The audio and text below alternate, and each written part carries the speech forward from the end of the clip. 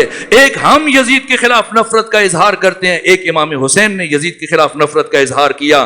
ہم یزید کو دشمن سمجھتے ہیں اور بدترین دشمن سمجھتے ہیں, اور حسین بھی یزید کو اپنا دشمن سمجھتے ہیں. لیکن کیا فرق ہے؟ ہم یزید کو کیوں دشمن سمجھتے ہیں؟ اس لیے دشمن سمجھتے ہیں کہ اس نے امام حسین کو شہید کیا, اس نے امام حسین پر ظلم کیے. لیکن اگر پوچھا جائے کہ امام حسین یزید سے کیوں نفرت کرتے تھے, اس لیے کہ اس نے امام حسین کو تو بعد میں شہید کیا تھا, اور امام حسین یزید سے پہلے اپنی دشمنی کا اظہار کر رہے ہیں, اپنی نفرت کا اظہار کر رہے ہیں. وجہ عناد حسین ابن علی کیا ہے؟ کیوں یزید سے دشمنی اور نفرت کا اظہار کیا؟ وہ راز کیا ہے؟ وہ حسین نے خود بیان کیا. جب ولید بن عتبہ نے مطالبہ کیا بیعت کا اور امام حسین جانے لگے تو کہا کہ میں اس مخفی بیعت تمہارے کس کام کی؟ تو جب امام چلے تو مروان بن حکم مدینے کے سابق گورنر نے ولید کے کان میں کہا کہ اگر تم نے حسین کو ابھی جانے دیا تو دوبارہ تمہارے ہاتھ نہیں آئیں گے, یا بیعت لو یا اسی مقام پر حسین کو قتل کر دو. یہ بات اس نے بہت آہستہ سے کی, لیکن امام حسین کے کانوں تک پہنچ گئی اور امام حسین پلٹے. مروان بن حکم کو گریبان سے پکڑ کر اتنا بلند کیا کہ اس کا سر دارالعمارہ کی چھت سے ٹکرانے لگ گیا. پھر امام حسین نے مروان بن حکم کو زمین پر پٹکا, اور پٹکنے کے بعد یہ جملہ کہا کہ اے مروان, تو کب سے اس قابل ہو گیا کہ حسین ابن علی کے ساتھ گفتگو کر سکے؟ تمہاری حیثیت کب سے ہوگی کہ تو حسین سے بات کر سکے؟ اور اس کے بعد ولید کی طرف متوجہ, اور وہ جو اپنا منشور بیان کیا امام حسین نے, وہ جملے, وہ یزید دشمنی کا اعلان ہے. فرمایا انا اہل بیت النبوہ ومادن الرسالہ ومحل الرحمہ ومختلف الملائکہ ویزید. چار جملے اپنے لیے, چار جملے یزید کے لیے. آج بڑے بڑے رائٹر, کتنے لوگوں نے, حسن نظامی نے کتاب لکھی ہے, اور کتنے اہل تسنن کے بڑے بڑے علماء نے یزید کے بارے میں کتابیں لکھی اس کے تعارف میں. سنی کہ جس پہ غصہ آئے وہ فاسق کہہ دے نا. قرآن سے پوچھا جائے کہ فاسق کسے کہا جائے گا تو قرآن فرماتا ہے الذین یقطعون ما امر اللہ بہ ان یوصل ویفسدون فی الارض, کہ الذین, وہ لوگ, یقطعون, جو کینچی چلاتے ہیں. کس پر کینچی چلاتے ہیں؟ ما, اس پر, امر اللہ ہو, جس کا خدا نے حکم دیا, ان یوصلا, کہ اسے ملاؤ. تو اللہ نے جس جس کے ملانے کا حکم دیا, جو بھی اس پر کینچی چلائے گا وہ قرآن کی نگاہ میں فاسق ہے. خدا نے پہلے عبد اور معبود کا تعلق, اللہ اور بندے کا تعلق, اولاد اور والدین کا تعلق, نبی اور امام کا تعلق, بہن اور بھائی کا تعلق, زوجہ اور زوج کا تعلق, اور باقی تمام انسانی رشتے, ان کو پروردگار مستحکم دیکھنا چاہتا ہے. جو بھی ان رشتوں پر اثر انداز ہونے کی کوشش کرے, کینچی چلائے, وہ قرآن مجید کی نگاہ میں فاسق ہے. اسلام کافر کی ایک حد تک حقوق کا قائل ہے, اس کی کچھ نہ کچھ عزت ہے. کسی کافر کی بھی غیبت کرنا جائز نہیں ہے, لیکن فاسق کی غیبت جائز ہے, اس لیے کہ فاسق کی کوئی حرمت نہیں ہے. تو فاسق کون ہے؟ جو انسانی رشتوں پر, الہی رشتوں پر کینچی چلاتا ہے. اور یہ سید سجاد ہیں, وارثان عاشورہ کے لیے نصاب چھوڑا. امام سجاد نے رسالت الحقوق, یہ ہمارے گھروں میں ہونا چاہیے, کہ 51 حقوق بیان کیے. پہلا حق اللہ کے, اللہ کا حق جو ہے, پھر والدین کا حق ہے, اولاد کا حق ہے, معلم کا حق ہے, ہمسائے کا حق ہے, بہن کا حق ہے, بھائی کا حق ہے, دوست کا حق ہے. واقعاً ایسا, یعنی یزید, اس کی زندگی فسق و فجور پر مبنی ہے. اور امام حسین نے اس لیے قیام فرمایا کہ یزید کے فسق و فجور کو یزید کے گھر تک محدود کر دیں, اور وہ اسلامی معاشرے تک نہ آنے پائے. لیکن اب چونکہ اثرات شروع ہو گئے تھے, اس لیے امام سجاد نے 34 سالہ عہد امامت میں اس طرح سے فسق و فجور کے خاتمے کے لیے وہ جو نصاب معین کیا, وہ سارے حق, تاکہ ہر تعلق اپنے درجہ کمال پر آ جائے. اللہ کے ساتھ تعلق درجہ کمال پر آ جائے, والدین کے ساتھ تعلق درجہ کمال پر آ جائے. جو بچے ہیں, جوان ہیں, میرے عزیزوں, میں نے کل آپ کی خدمت میں عرض کیا ہے کہ ہم فرقہ نہیں ہیں. اگر کوئی ہمیں فرقہ کہے اس نے ہم پر ظلم کیا. اس سے بڑا ظلم یہ ہوگا کہ ہم خود کو فرقہ سمجھنا شروع کر دیں. نہ, تشیع اسلام کی نوعیت کا نام ہے, تشیع اسلام کا محافظ ادارہ ہے, تشیع اسلام کا ہراول دستہ ہے. ہماری ذمہ داریاں سب سے زیادہ الگ ہیں, چاہے کوئی ہمیں کافر کہے, خواہ کوئی ہمیں برا کہے, لیکن ہم, یہ ہماری ذمہ داری جو ائمہ کی طرف سے ہمیں منتقل ہوئی ہے. آپ اسلام کا ہراول دستہ ہیں, آپ اسلام کے نمائندہ ہیں. آپ نے اسلام کی تعلیمات کا, مسلمین کا, قدروں کا تحفظ کرنا ہے. اگر کوئی اہل سنت فلسطین کے حق میں آواز نہیں اٹھاتے, نہ اٹھائیں, لیکن ہماری ذمہ داری ہے. ہم پر معصومین نے واجب قرار دیا. علی ناج البلاغہ میں فرماتے کہ کونوا للظالم خصما وللمظلوم اونا, کہ ظالم کے دشمن بن جاؤ اور مظلوم کے پشت پناہ بن جاؤ. خواہ ہمارا نقصان ہو جائے, لیکن ہم ہر ظالم کے خلاف اپنی آواز بلند کریں گے.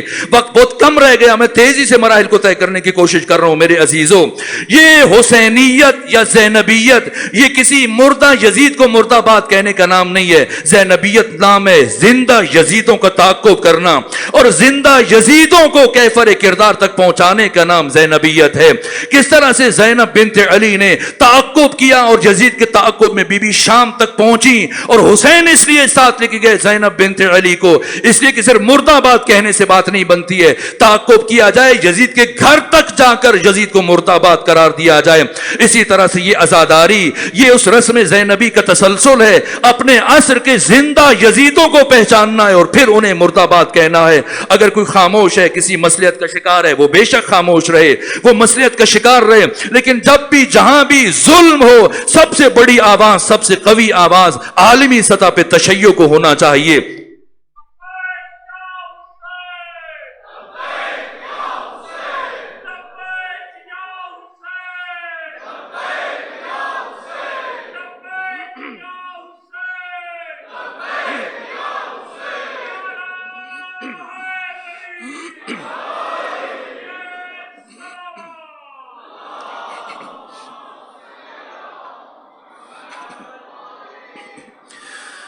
یہ نعرہ میں نے آپ کو نہیں عرض کیا کہ آپ لگائیں ہیں، زحمت کیا آپ نے. کبھی میں نے خود سے بہت کم شاید کبھی صلوات کا کہہ دیتا ہوں، لیکن اب اگر آپ نے نعرہ لگایا ہے تو پھر ایک گزارش، کچھ نعرے ایسے ہوتے ہیں جن کی شان الگ ہوتی ہے اور ان کے لگانے کا سلیقہ بھی الگ ہوتا ہے، اور ان نعروں کو اور ان شعار کو بلند کرنے کا طریقہ بھی الگ ہوتا ہے. اور وہ نعرہ جو آپ نے لگایا، اس نعرے کی شان یہ ہے کہ اسے کسی الگ انداز سے لگایا جائے. کس طرح سے لگایا جائے؟ اس لیے کہ حسین ابن علی کا استغاثہ، امام حسین کو دو طرح کی پیاس تھی. سید ابن طاؤس نے اللحوف میں لکھا اپنے مقتل میں، مقتل ابی مخنف میں ہے، منہاج الدموع میں، دمۃ الثاقبہ میں، نفس المہموم میں یہ روایت موجود ہے کہ امام حسین 3 دن کی پیاس کے بعد اتنے پیاسے تھے کہ جب آخری وقت آسمان کی طرف سر اٹھاتے تھے تو آسمان امام حسین کو دھوئیں کی شکل میں نظر آتا تھا. اس پیاس کے باوجود، یہاں تک کہ انسان کسی نہ کسی مرحلے پر پہنچ کر کمپرومائز کر لیتا ہے، سمجھوتا کر لیتا ہے، تھک جاتا ہے، ہمت جواب دے جاتی ہے. اتنی پیاس کے ایک ایک لمحہ انسان تصور نہیں کر سکتا. ہم ایک روزہ رکھے شام تک جاں بلب ہوتے ہیں، 3 دن کے پیاسے حسین، اور روز عاشور مسلسل صبح سے لے کے شام عصر تک لاشیں اٹھاتے ہیں. کربلا کے 72 شہیدوں میں سے کسی کی پیاس امام حسین کے برابر نہیں ہے. کتنے پیاس ہیں، سب کی لاشیں حسین نے اٹھائیں، اور اس کے بعد جہاد بھی کیا، لیکن اس کے باوجود پانی طلب نہیں کیا. اتنے پیاسے، اور یہ حسین کی جرأت اظہار ہے. اگرچہ میں دیکھ رہا ہوں وقت ختم ہو گیا، لیکن ایک جملہ عرض کروں. روز عاشور یہ بھی حسینیت کا ایک درس ہے. روز عاشور ایک مرتبہ امام حسین نقاہت محسوس کر رہے ہیں، پیاس کی شدت غالب ہے، اور آپ کچھ لمحوں کے لیے زمین پر بیٹھے. اس اثناء میں عمر ابن سعد آگے بڑھا اور آگے بڑھ کے کہتا ہے، حسین مجھے ابھی عبید اللہ ابن زیاد کی طرف سے خط آیا، اور وہ کہہ رہے کہ حسین سے کہو کہ اگر اس وقت بھی حسین یزید کی بیعت کے لیے تیار ہو جائیں، آمادہ ہو جائیں، تو انہیں معاف کیا جا سکتا ہے. میں نے کہا انسان کسی نہ کسی مرحلے پر پہنچ کر کمپرومائز کر لیتا ہے، سمجھوتا کر لیتا ہے، مصلحت سے کام لے لیتا ہے، خاموش ہو جاتا ہے. لیکن جیسے ہی عمر ابن سعد نے عبید اللہ ابن زیاد کی یہ بات اور پیغام پہنچائی، 3 دن کے سوکھے گلے سے حسین ابن علی نے اب جو آواز بلند کی پورے میدان کربلا میں سنی گئی. اور عمر ابن سعد کے ایک ایک ساتھی نے، 36,000 کا لشکر ہے اور 1.5 لاکھ سے زیادہ تماشائی اکٹھے ہیں جو کوفہ سے اطراف کی آبادیوں سے. مقتل نگاروں نے، سیرت نگاروں نے لکھا، سب نے سنا. ایک مرتبہ جب حسین ابن علی کے حنجرے سے آواز بلند ہوئی، اتنا جلال تھا، اتنی ہیبت تھی. جس طرح سے کوفہ میں، شہر کوفہ کے دروازے پر جب لوگوں کا اتنا ہجوم تھا کہ جس نیزہ بردار نے سر امام حسین اٹھا رکھا تھا، اس رش اور ہجوم میں اس کے ہاتھ سے نیزہ چھوٹ گیا اور سر امام حسین نیزے کی بلندی سے زمین پر گرا. ثانی زہرا سے یہ منظر برداشت نہیں ہو کہ سید سجاد عمر ابن سعد سے کہا ان لوگوں کو خاموش کروائے، میں کچھ کہنا چاہتی ہوں. یہ سنا عمر ابن سعد ہنسا کہ سید سجاد آپ کی پھوپھی زینب عجیب باتیں کرتی ہیں. یہ اتنا بڑا ہجوم ہے کہ اگر یہاں پر کوفے کا گورنر عبید اللہ ابن زیاد آ جائے وہ بھی اتنے بڑے اجتماع کو خاموش نہیں کروا سکتا. یہ اتنی بڑی تعداد میں پورا کوفہ سمٹ کر اکٹھا ہے, میں کیسے خاموش کروا سکتا ہوں؟ یہ سنا ثانی زہرا نے فرمایا اگر عمر سعد خاموش نہیں کروا سکتا تو اب علی کی بیٹی خاموش کروائے گی. اور مورخین نے لکھا ہے جب خطبہ شروع کیا تو اتنا جلال تھا, اتنی ہیبت تھی ثانی زہرا کے لہجے میں کہ جانوروں کے گلوں کی گھنٹیاں بھی خاموش ہو چکی تھی. یہ ثانی زہرا, یہ ولایت تکوینی ہے, یہ نفوس پر تصرف ہے, یہ شریکت الحسین ہے. اور وہ خود حسین روز عاشور جیسی عمر ابن سعد نے کہا, عبید اللہ کہہ رہے کہ اگر ابھی بھی بیعت کر لیں 3 دن کے سوکھے گلے سے. حسین کی آواز بلند ہوئی اور پورے میدان کربلا میں سنی گئی. فرمایا ان الدعی ابن الدعی قد رکزنی بین الاثنتین, حرام زادے کا حرام زادہ بیٹا وہ مجھے اختیار دے رہا ہے بین الذلۃ والذلہ, کہ میں ذلت قبول کروں, بیعت کر لوں یا پھر مرنے کے لیے تیار ہو جاؤں. اے عمر ابن سعد, جا کر کوفہ میں عبید اللہ ابن زیاد کو بتانا کہ حسین کربلا میں کہہ رہے تھے ہیہات من الذلہ, اللہ نے ذلت کو حسین سے بہت دور رکھا ہے. یہ حسین ہے. اور پھر حضرت نے حملہ فرمایا, اور جو حملہ کیا ایسی جنگ کی کہ سید مہدی بحرالعلوم فرماتے کہ میرے لیے طے کرنا مشکل ہے کہ علی بڑے شجاع ہیں یا علی کا بیٹا حسین بڑے شجاع ہیں, کہ 12 کلومیٹر دور تک دشمن کے لشکر کو دھکیلتے ہوئے پہنچے حسین, اور اس طرح سے ریوڑ کی مانند بھاگ رہے ہیں آپ کے آگے, یہاں تک کہ نماز عصر کا وقت آیا. یہاں پر میں چہلم کی مجالس میں عرض کروں گا قریب میں سید الشہداء کی زندگی کی یہ پہلو, چونکہ وقت ختم ہوا تو میں جو بات عرض کر رہا تھا پھر پلٹ کر آئے, اور وقت آخر حضرت نے صدا استغاثہ بلند کی. 3 دن کے پیاسے نے اپنے لیے پانی نہیں مانگا. کسی تاریخ کی کتاب میں, کسی سیرت کی کتاب میں, حتیٰ جب علی اصغر کو لے کے گئے, یہ شہید مرتضیٰ مطہری نے حماس حسینی میں لکھا ہے کہ کرامت حسینی کے خلاف تھا کہ حسین پانی طلب کرے. کسی تاریخ سے ثابت نہیں کہ امام حسین نے پانی مانگا. ہاں علی اصغر کی زبان سے العطش کی آواز نکلی. جب علی اصغر کو لے کر گئے اور دشمن نے کہا کہ اگر یہ بچہ پانی مانگ لے, سوچا 6 ماہ کا بچہ ہے کیسے مانگے گا. 3 دن کے پیاسے حسین نے اپنے لیے پانی نہیں مانگا. حسین کو 2 طرح کی پیاس تھی, ایک نصرت کی مدد کی, وہ اپنے مقصد کے بقا کے لیے, جو میں وارثان عاشورہ کا موضوع عرض کر رہا ہوں, وہ وراثت, اس کی قیامت تک حفاظت. 3 دن کے پیاسے نے اپنے لیے پانی نہیں مانگا, نصرت مانگی ہے, مدد مانگی ہے. اس لیے ہم تک یہ آواز 14 صدیوں کا سفر عبور کر کے پہنچی ہے. تو اگر ہم تک پہنچی ہے تو ایسے جواب نہیں دینا چاہیے جیسے ہم نے دیا ہے, ایسے جواب دینا چاہیے جیسے ان 72 نے جواب دیا. عابس ابن شبیب شاکری کی طرح, یزید بن زیاد کی طرح, عبد الرحمن بن عبد الرب کی طرح, حجاج بن مسروق کی طرح, سعید بن عبداللہ حنفی کی طرح, زہیر ابن قین کی طرح, عابس ابن شبیب شاکری کی طرح, جیسے ان 72 نے حسین کو لبیک کہا. ایسے ہی اپنی قوتوں کو سمیٹیں, اپنی تھکان کو فراموش کریں, اور اپنے پورے وجود سے اپنی مٹھیوں کو بھیج کر فضا میں بلند کریں, اور ان کے استغاثہ کے جواب ان لفظوں کے ساتھ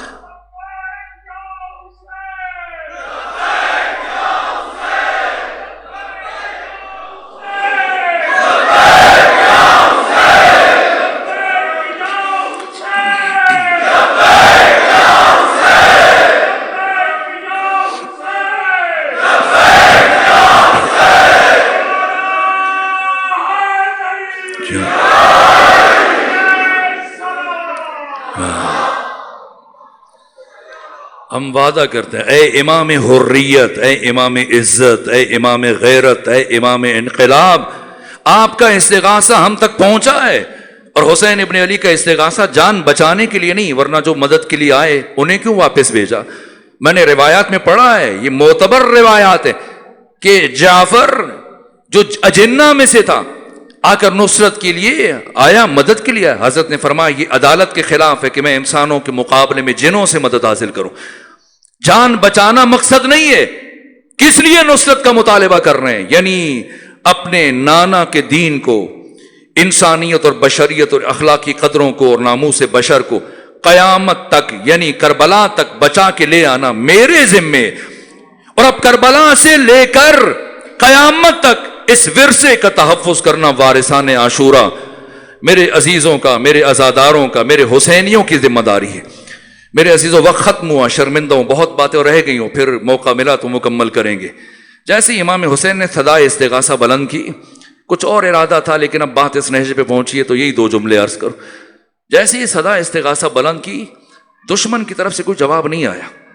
حضرت نے بس ایک جملہ ارشاد فرمایا کہ میں جانتا ہوں کہ آج کے دن تم میں سے کسی پر میری نصیحت کا اثر نہیں ہوگا۔ پھر جیسی حضرت کی آواز بلند ہوئی تو دشمن کی طرف سے جواب نہیں آیا، لیکن خیام کی طرف سے گریے کی آواز بلند ہوئی۔ امام واپس تشریف لے کر گئے، خیام کے دروازے پر خواہر گرامی شریکت الحسین زینب بنت علی کو بلایا اور کہا، بہن میں نے منع کیا، میری زندگی میں گریہ نہ کرنا، دشمن خوش ہوگا۔ بی بی نے جواب دیا، بھیا حسین عجیب قیامت کا منظر ہے، اگر آپ دیکھیں گے تو آپ سے بھی برداشت نہیں ہو پائے گا۔ امام نے پوچھا کیا ہوا؟ کہا جب سے آپ نے صدائے استغاثہ بلند کیے تب سے علی اصغر نے جھولے میں تڑپنا شروع کیا، اور اس کے بعد اتنا تڑپے کہ خود کو جھولے سے زمین پر گرا دیا۔ پھر جو بھی اٹھاتا ہے علی اصغر خاموش نہیں ہو رہے۔ کوئی سمجھا نہ وہاں سید ابرار کی بات، ایک سپاہی نے سنی فوج کے سالار کی بات، اور گر کے جھولے سے علی اصغر نے کیا ہے ثابت، صرف دلدار سمجھ سکتا ہے دلدار کی بات۔ امام حسین آگے بڑھے، فرمایا میں سمجھ گیا، میرے علی اصغر کو میرے سپرد کریں۔ لیا مقتل کی طرف جانے لگے، یا اس شہید کی ماں ام رباب آگے بڑھی، عرض کی آقا کچھ لمحوں کے لیے علی اصغر میرے حوالے کر دیں۔ باقی خواتین نے خیال کیا ماں ہے، چھوٹے بچے کی جدائی مشکل ہے، شاید آخری لمحات میں اپنے بچے کے ساتھ پیار کرنا چاہ رہی ہیں، لیکن یہ ام رباب ہے۔ وہ ام رباب کے امام حسین اپنی دعاؤں اور مناجات میں یہ دعا مانگا کرتے تھے، پروردگار میری زندگی میں ایسا دن نہ لے کے آنا کہ حسین زندہ رہ جائے اور حسین کی زندگی میں سکینہ اور ام رباب موجود نہ ہو۔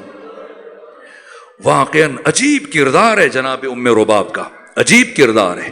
ممکن ہوا تو 12 صفر کی مجلس میں عرض کروں گا، یہاں تک کہ حجرے میں لے کر گئیں جناب علی اصغر کو، پہلا کام کیا آپ کے کرتے کو تبدیل کیا، نیا کرتا پہنایا، اور کرتا پہنانے کے بعد ایک رومال کو آپ کی کمر میں یوں باندھا جیسے ایک سپاہی میدان جنگ میں جانے سے پہلے کمر بند پہنتا ہے۔ پھر آنکھوں میں سرما لگایا، اور سرما لگانے کے بعد آستینوں کو الٹ دیا جیسے ایک سپاہی میدان جنگ کی طرف جانے کے لیے مبارزہ طلب کرتا ہے، وہ کیفیت۔ اس کے بعد ہاتھوں پر اٹھایا، کچھ وصیتیں کی، اور سب سے پہلی وصیت، آج کل بس اوقات بعض پڑھنے والے پڑھتے ہیں کہ دشمن نے ایسے بچے پر تیر چلایا جسے یہ بھی نہیں پتا تھا کہ تیر کھا کر ہنسنا چاہیے یا رونا چاہیے، نہ، یہ خلاف فطرت بات ہے۔ کانٹا بھی چبھے تو انسان روتا ہے، یہ کیسے ممکن ہے کہ تیر کھا کے کوئی مسکرائے؟ راز کیا ہے اس تبسم کا؟ کون سمجھتا ہے؟ یہ کربلا کی ماں ہے ام رباب۔ علی اصغر کو ہاتھوں پہ اٹھایا اور وصیتیں کی، اور سب سے پہلی وصیت یہ فرمائی کہ اے علی اصغر میں نے سن رکھا ہے آج کے دن آپ کو تیر لگے گا، لیکن اے علی اصغر جب تیر لگے ہو سکے تو گریہ نہ کرنا۔ آپ کے بابا حسین صبح سے لاشیں اٹھا اٹھا کر تھک چکے ہیں، اگر آپ ان کے ہاتھوں پہ گریہ کریں گے آپ کے بابا کے دل کو تکلیف پہنچے گی۔ اے علی اصغر ہو سکے تو تیر کھا کے مسکرا دینا۔ اور جو دوسری وصیت فرمائی کا علی اصغر اب جب آپ کو تیر لگے گا آپ کی شہادت ہو جائے گی، اور شہادت کے بعد حوض کوثر پر آپ کے دادا علی آپ کی دادی فاطمہ زہرا دونوں آپ کا انتظار کر رہے ہیں اپنے ہاتھ میں آب کوثر لیے ہوئے. لیکن جب آپ کی دادی فاطمہ زہرا آپ کو آب کوثر پیش کرے تو خبردار نہ پینا اور اپنے بابا حسین کا انتظار کرنا، اس لیے کہ آپ کے بابا حسین آپ سے زیادہ پیاسے ہیں. جب تک آپ کے بابا نہ پی لیں تب تک آب کوثر کو منہ نہ لگائیے گا. اور تیسری وصیت فرمائی کہ علی اصغر، یہ ماں ہے، کربلا کی ماں، علی اصغر اگر آپ کی دادی فاطمہ زہرا آپ سے پوچھیں علی اصغر آپ کی ماں نے آپ کا چہرہ دھلا کر کیوں نہیں بھیجا، تو بتا دینا دادی اماں پانی پینے کے لیے بھی موجود نہیں تھا، ورنہ میری دادی میرا چہرہ دھلا کر بھیجتی. اور اس کے بعد اپنے خشک لبوں سے علی اصغر کی ننھی سی پیشانی کا بوسہ لیا، اٹھا کے لائیں، امام حسین کے ہاتھوں پر رکھا. یہ کربلا کی ماں اب علی اصغر کو لے کے چلے حسین. تفصیلی مصائب بیان کرنے کا وقت نہیں، تاخیر ہوئی. اور جب پہنچے تو ایک مرتبہ کہا کہ اگر تمہاری جنگ ہے تو مجھ سے جنگ ہے، اور اگر تم سمجھتے ہو کہ کوئی خطا سرزد ہوئی تو مجھ سے ہو سکتی ہے، لیکن 6 مہینے کے بچے نے تمہارا کیا قصور کیا ہے، یہ 3 دن سے پیاسا ہے. ایک مرتبہ عمر ابن سعد نے کہا اے حسین اگر یہ بچہ خود پانی مانگ لے تو ہم پانی پلا دیں گے. سوچا 6 مہینے کا بچہ کس طرح سے پانی طلب کر سکتا ہے، کیسے بات کرے گا. لیکن علی اصغر حسین ابن علی کی روحانیت کے وارث، جیسے ہی عمر ابن سعد نے یہ مطالبہ کیا، ایک مرتبہ آپ نے امام حسین نے اپنے ہاتھوں پہ بلند کیا اور جناب علی اصغر نے اپنا رخ دشمن کے لشکر کی طرف کیا اور پہلے مرحلے میں اپنی زبان کو اپنے خشک لبوں پر پھیرنا شروع کیا، اور پھر آہستہ آہستہ لبوں میں جنبش پیدا ہوئی اور صحرائے کربلا میں ایک آواز گونجنے لگی. یہ ننھی سی آواز العطش العطش. یہ اتنا دردناک منظر تھا کہ دشمن کے لشکر کے سپاہی اپنا منہ پھیر کر رونے لگ گئے. یہاں تک کہ جب عمر ابن سعد نے دیکھا میرے لشکر کی حالت بدل رہی ہے، جلدی سے ہرملہ سے کہا اے ہرملہ اقطع کلام الحسین، ہرملہ حسین کے کلام کو قطع کرو. اس مرحلے پر ہرملہ نے ایک تیر اٹھایا، 4 تیر چلائے ہیں ہرملہ نے روز عاشور میدان کربلا میں، اور یہ تیر جو علی اصغر کے گلے کے لیے اس نے نشانہ لیا. بہرحال اس تیر کا وزن علی اصغر کے وزن سے بہت زیادہ تھا. اتنا کہوں گا بس کہ صاحب دمت و ثاقبہ نے لکھا ادھر اس نے تیر چلایا اور جب تیر لگا تو تیر لگا نہیں، کیا تعبیر استعمال کی صاحب دمت و ثاقبہ نے کہ فَذَبَحَهُ مِنَ الْأُذُنِ إِلَى الْأُذُنِ. اس تیر نے علی اصغر کو ایک کان سے دوسرے کان تک ذبح کر دیا. بس میرے عزیزو، آپ کے ہاں بھی چھوٹے بچوں کو دودھ چھڑانے کے موقع پر کتنا اہتمام کیا جاتا ہے. جب دودھ چھوڑنے کا مرحلہ آتا ہے ان کے والدین رشتہ دار اس کے لیے مٹھائیاں لے کے آتے ہیں، پھل لے کے آتے ہیں، کھلونے لے کے آتے ہیں، لیکن تاریخ انسانی میں کسی بچے کا دودھ ایسے نہیں چھڑوایا گیا جس طرح سے کربلا میں رباب کے فرزند علی اصغر کا دودھ چھڑوایا گیا. بس میرے عزیزو، یہ اتنا مشکل مرحلہ تھا امام حسین کے لیے روز عاشور. ایک جناب علی اصغر کی لاش جب اٹھائی، خیام تک آئے، 7 مرتبہ اندر جانے کا ارادہ کیا، پھر پیچھے پلٹ کر آئے. حسین تردد کر رہے، مبادا اگر میں خیمے کے اندر چلا گیا کوئی بی بی علی اصغر کو میرے ہاتھوں پر اس حال میں دیکھ کر مر نہ جائے. بالآخر امام حسین نے فیصلہ کیا کہ نہ، خیمے کے اندر نہیں لے کر جاؤں گا. خیام کی پشت پر آئے اور اپنی شمشیر سے گڑھا کھودا، قبر کھودی، اور کھودنے کے بعد اب علی اصغر کو قبر میں رکھا اور اب پاؤں کی طرف سے کربلا کی گرم ریت ڈالنا شروع کی. آپ کے قدموں پر ریت ڈالی، آگے بڑھتے بڑھتے شکم تک آئے، سینے تک آئے. یہ اتنا مشکل مرحلہ تھا کہ حسین جیسا حساس امام ایک مرحلے کے لیے رکا کہ کس طرح سے علی اصغر کے چاند جیسے چہرے پر خاک ڈالیں، کربلا کی گرم ریت ڈالیں. ابھی حسین سوچ رہے تھے کہ پشت سے آپ کے کندھے پر ایک ہاتھ بڑھا، مڑ کر دیکھا ام رباب کھڑی ہاتھوں کو جوڑے ہوئے. یہ کہہ رہی تھی آقا آپ جا کر میدان کربلا میں اپنے ادھورے کام کو مکمل کیجئے، اس کام کو آپ کی کنیز ام رباب انجام دے گی. بس میرے عزیزوں معاف کیجئے گا، سکت نہیں کہ زیادہ عرض کر سکوں، بس ایک جملہ، یہ کربلا میں وہ واحد لاشا ہے جو دفن کیا گیا، لیکن کم سے کم علی اصغر کو دفن کرنے کے بعد ام رباب مطمئن ہو گئی کہ میرا بچہ دفن ہو گیا، لیکن جیسی عصر عاشور سروں کو گنا گیا اور ایک مرتبہ دیکھا کہ ایک سر کم ہے، عمر ابن سعد چلایا یہ ایک سر کم ہے، وہ کس کا سر ہے؟ کہا علی اصغر کا سر نہیں مل رہا۔ اب 10 ولد و زنا منتخب کیے گئے، ان کے ہاتھوں میں نیزے دیے گئے اور کہا گیا کہ تلاش کرو۔ خیام کے اطراف میں حسین علی اصغر کی لاش اٹھا کر لے کے گئے تھے۔ اب کربلا کے اس مرحلے پر، اس زمین پر چپے چپے پر نیزے مارے جا رہے ہیں۔ کتنی مرتبہ شہید ہوا حسین کا علی اصغر، ایک مرتبہ نیزہ مارا جا رہا ہے، جگہ جگہ پر نیزے گاڑے جا رہے ہیں۔ ایک مرتبہ ان اشقیاء میں سے ایک شقی کا نیزہ جیسی زمین میں گیا، اس نے اٹھایا، علی اصغر کے سینے میں یہ نیزہ پیوست ہوا، علی اصغر کا لاشا بلند ہوا، پھر زمین پر اتارا گیا اور یہ تیسری مرتبہ شہید کیا جا رہا ہے۔ الا لعنت الا لعنت اللہ الا لعنت اللہ علی القوم الظالمین۔